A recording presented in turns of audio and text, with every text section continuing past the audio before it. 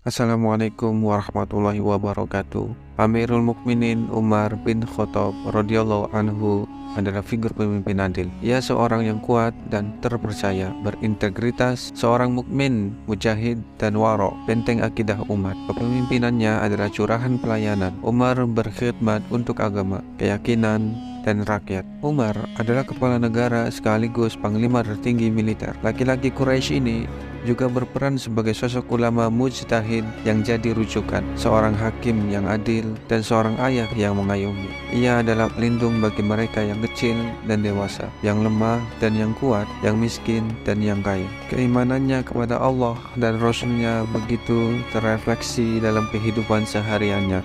Dikisahkan bahwa semua ini berawal dari perintah Khalifah Umar bin Al-Khattab kepada sahabat mulia Sa'ad bin Abi Waqqas untuk menaklukkan Persia. Pada tahun 16 Hijriah, 120.000 pasukan Persia yang dipimpin oleh Rustum dan Hurmuzan dapat dihancurkan sekitar lebih dari 40.000 pasukan muslimin. Jenderal Persia Rustum tewas, sementara Hurmuzan berhasil meloloskan diri. Hurmuzan berkata, kekalahan seperti ini tidak pernah dialami Persia sebelumnya. Kemudian pemimpin pasukan kaum muslimin Sa'ad bin Abi Waqqas berkata, kabar gembira wahai Amirul Mukminin, Allah telah membuat kalah musuh muslimin. Pasukan kita berhasil mengalahkan pasukan Persia. Kemenangan ini benar-benar membahagiakan Khalifah Umar bin Al-Khattab radhiyallahu anhu di Madinah. Sementara pasukan muslimin pimpinan Sa'ad bin Abi Waqqas tetap bertahan di Irak menunggu perintah Khalifah Umar bin Khattab. Saat itulah salah satu pemimpin pasukan Persia, Hurmuzan,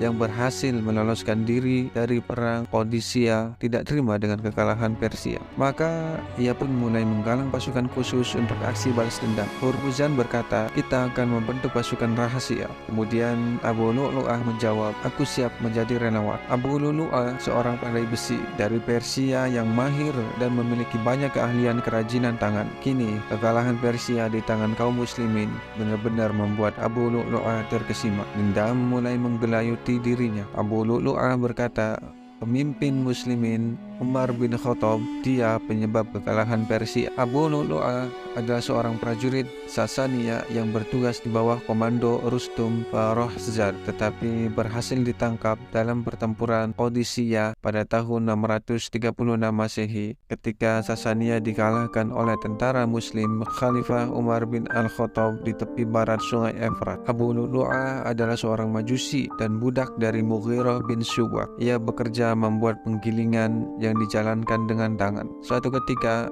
Amirul Mukminin Umar bin Khattab sedang berjalan di tengah pasar, lalu kemudian bertemu dengan budak dari Mughirah bin Syu'bah, yaitu Abu Lu'lu'ah. Kemudian Abu Lu'lu'ah mengadu tentang pekerjaannya. Ya Amirul Mukminin, tolonglah selesaikan urusan saya dengan Al-Mughirah bin Syu'bah karena banyak benar upahku yang masih di tangannya. Abu Lu'lu'ah dibayar dengan upah 2 dirham sebagai budak yang mampu menjalankan sebagai tukang kayu, tukang ukir, tukang besi, serta mahir dalam mengolah tepung. Dengan upah 2 dirham, menurutnya itu sudah cukup, tegas Umar. Namun si budak itu tidak terima dengan masukan Umar. Ia bergumam keadilannya untuk semua orang kecuali aku. Ia pun bertekad untuk membunuh Umar. Pada 26 Zulhijjah 23 Hijriah pada waktu fajar, saksi mata pada saat itu Umar bin Maimun mengungkapkan, pada pagi hari atau pada waktu melaksanakan sholat subuh sebelum terbunuhnya Umar bin Khattab, saya berdiri dekat sekali dengan Umar bin Khattab. Antara saya dan Umar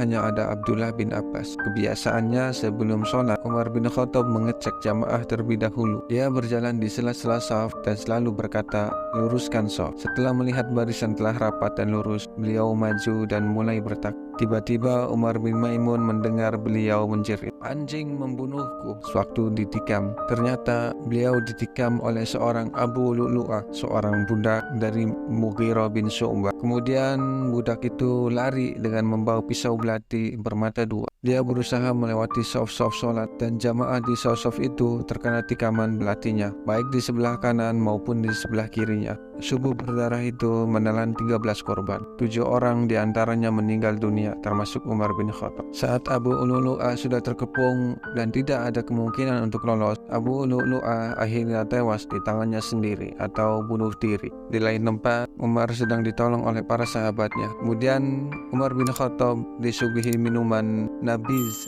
atau sari kurma. Dia pun meminumnya, namun sari kurma itu keluar lewat perutnya. Kemudian diberi susu, dia meminumnya lagi, namun susu itu keluar melalui lukanya. Akhirnya orang-orang menyadari bahwa Umar akan wafat. Setelah ditikam 3 hari kemudian, Umar bin Al-Khattab pun akhirnya wafat. Dendam ini adalah penyakit yang sangat besar dalam hati seseorang. Dendam itu membakar setiap kebaikan yang ada. Bayangkan semua kebaikan kita habis hanya oleh dendam yang ada di dalam diri kita. Rasulullah Shallallahu Alaihi Wasallam bersabda, jauhilah oleh kalian dendam, karena dendam itu memakan kebaikan-kebaikan kita, sebagaimana api memakan kayu bakar.